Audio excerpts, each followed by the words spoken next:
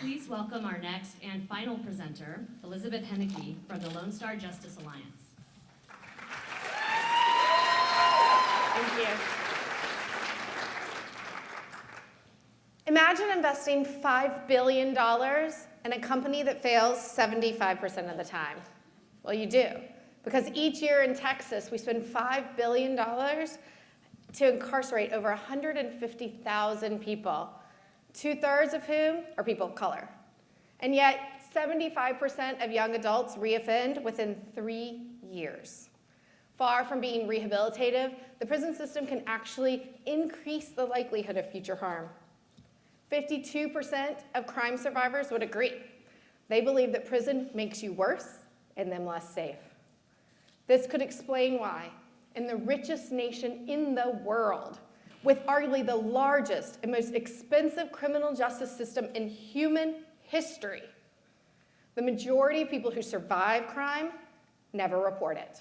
They prefer nothing to everything we have to offer.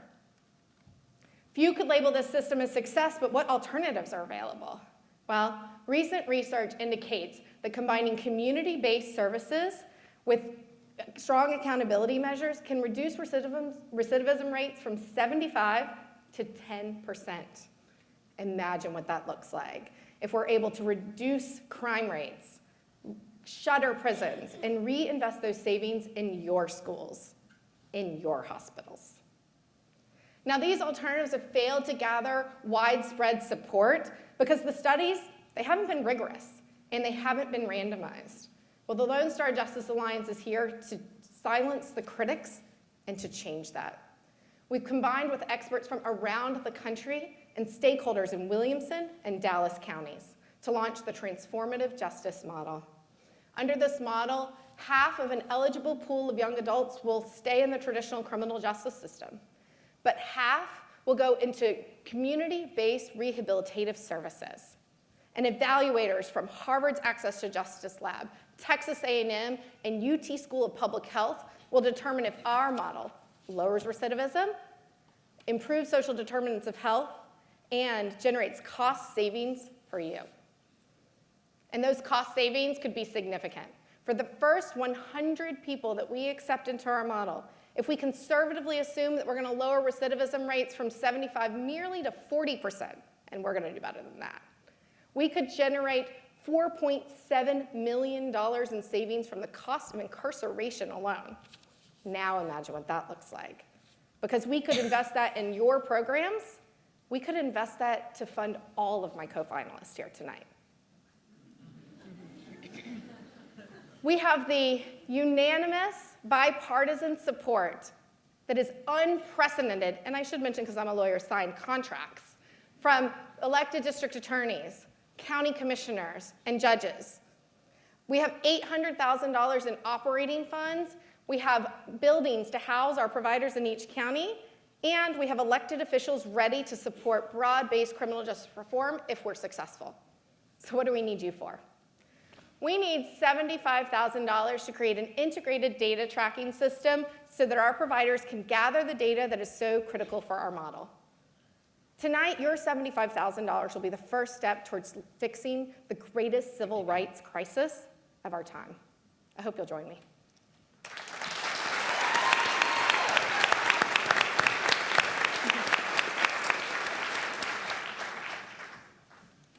So, Elizabeth, aside from the wonderful presentation, what motivates you to do this work?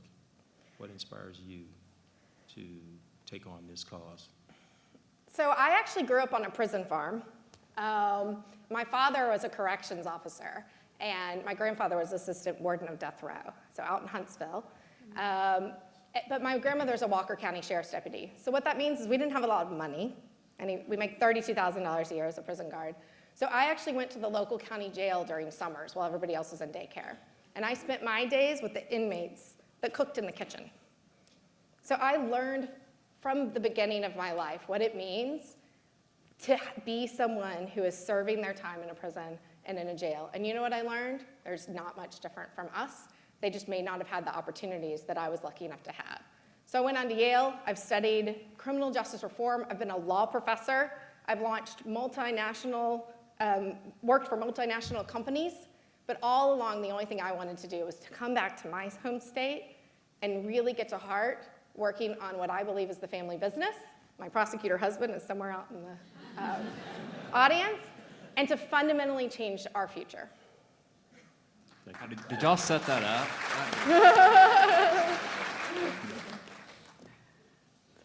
So tell us a little bit about where you are in this journey. How long have you been around, and what's next? So we are a year and a half old. Woo! My husband and I actually launched it with our renovation money, so the house is not renovated, honey, sorry.